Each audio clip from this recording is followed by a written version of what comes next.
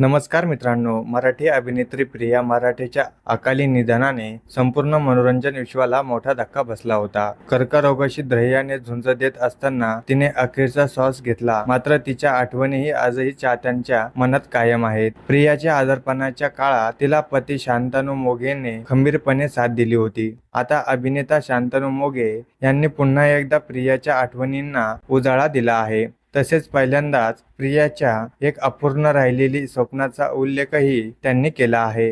प्रियाचं अपूर्ण राहिलेलं स्वप्न मी पूर्ण करणार असा निर्णयही त्यांनी घेतला आहे. तो म्हणाला, जी काही काम मी केली ती खूप चांगली केली.